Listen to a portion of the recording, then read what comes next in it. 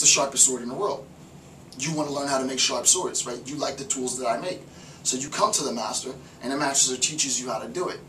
The follower, quote unquote, the apprentice, recognizes the means in which we, the masters, come to knowledge, and emulate that so that you too can become a master, right? This becomes a cyclical process and blah, blah, blah. As a matter of fact, I've already done a lecture on this called Knowledge 101, right before, which is a diabolical lecture.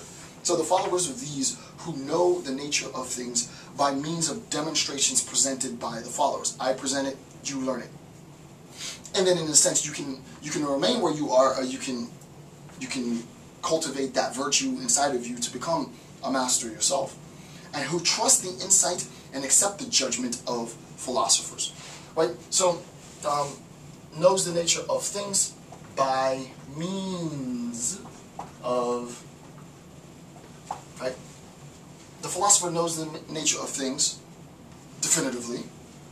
There isn't a sense in which I'm educating myself on Al-Farabi anymore. I basically know. I mean, occasionally, like, I have an insight and I'll introduce it for the first time in a lecture series. But even then, I know this stuff, and I've known this stuff for years. So, okay, so the philosopher knows it. Then the master knows it, instead of follower. The apprentice comes in and recognizes the mastery of the master. And like any sort of guru-student relationship, and I hate the term guru because it's so cult leaderish, but the student puts him or herself in a position to learn from the master precisely because whatever characteristics that the master is demonstrating proficiency of appeals to the apprentice, right? It's never the case that the master goes around looking for people to teach, right? Masters don't go around soliciting, hey, students, hey, you guys come and study with me. No, the student seeks out the master. It's not the other way around. Similarly, the role of the followers, if you will, the role of the apprentice, I think more appropriately, the role of the apprentice is that the apprentice puts him or herself in a position to be educated, right? And many people aren't going to do that. The vast majority of people aren't going to put themselves in a position to be educated because education is so freaking boring. And I think it should be boring. I don't think it should be Sesame Street. I think it should be Sesame Street for like the first 2 or 3 years, but it should be boring. Reading is boring, it should be boring. Right? If it was fun, everybody would be doing it, and I wouldn't be doing it then, right? I want to do what everybody else is not doing. Which is why I like linking so much the 90-year-old refrigerator. So just like put in YouTube 90-year-old refrigerator and watch Cool Keith talk about the 90-year-old refrigerator. That's what the Philosopher King does, right? So, tying Cool Keith to Al-Farabi. It's genius. And then just the rest of the citizens, right? So we'll just put citizens. Right? The rest of the citizens are led. Later what we'll see, and actually I don't discuss it in this section. In section 2.0 I don't discuss this at all, but it is in the text, and I probably will address it in the next section, section 2.1, because I'm going to take quite a while to cover Al-Farabi. It's already almost an hour now, and I'm still on the first damn page. Okay. Right.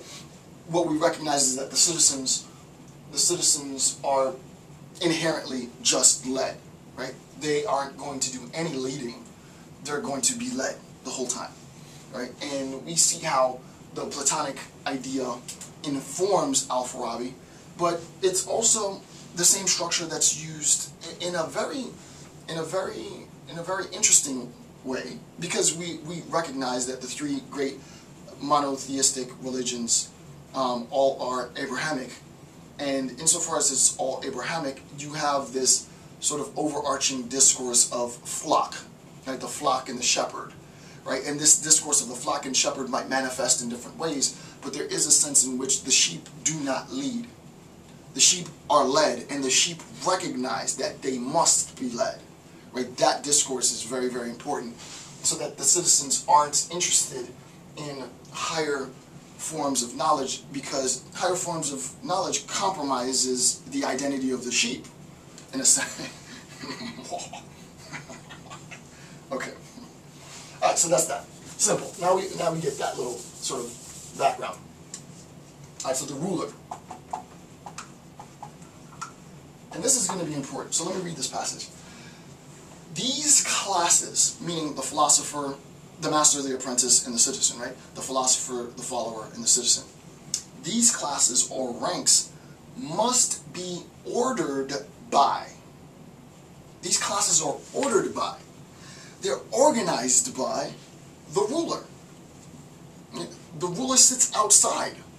We'll see later. He identifies this as the supreme ruler.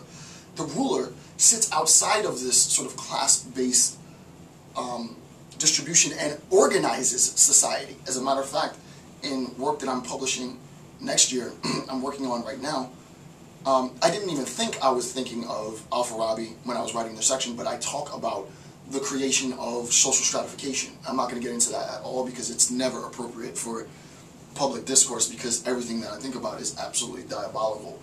But you know, if you want to read it or understand, you'll have to buy my book. You will have to buy my book to understand. And very few people will buy it, and very few people who do buy it will take the time to read, 500 boring pages of political theory. So yes, right, the ruler stands outside of the class, right? The ruler stands outside of the class and constructs, theoretically speaking, and we're talking about socio-political now, right? Socio being the philosophers, the followers, the citizen, political being the ruler, the socio-political being that inherent bond between government and the people, governance of the people. Okay, so these classes or ranks must be ordered by the ruler. He is to seek by persuasion or compulsion. By persuasion, in terms of suggestions, in terms of propaganda, in terms of coercion, or compulsion, in terms by mandate, in terms by edict, in terms of martial status or martial law, what have you, or by compulsion, to develop in everyone the virtue of which he is capable. Right? There is a sense in which, for Al-Farabi, and this bit is sort of dated in a contemporary sense, there is that remnant of sort of individuals being like you are of a more servile nature. And it's not your fault, but you really can't elevate beyond this servile status, right? One of the key critiques of Aristotle is precisely this point, which I think is not well-founded, but there is a discourse. The idea that certain people have inherently, prima facie, the characteristic of leadership.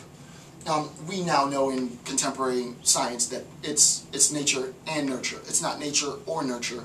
It's nature and nurture, so that you might not be necessarily predisposed to being a public speaker or a leader, quote unquote, blah blah blah, but based on that is nature. Nature-wise, genetically, you might not be genetically predisposed to that. I don't even know if there's genetic markers for it. I would imagine there are genetic markers for that. But because of nurture, you then rise to the occasion, and vice versa. So the idea is, this bit is a bit dated, but we got to be fair to the time, right? So he is to seek by persuasion or compulsion, the ruler, to develop in everyone the virtue of which he is capable. That's what my little bit of explanation there was to address.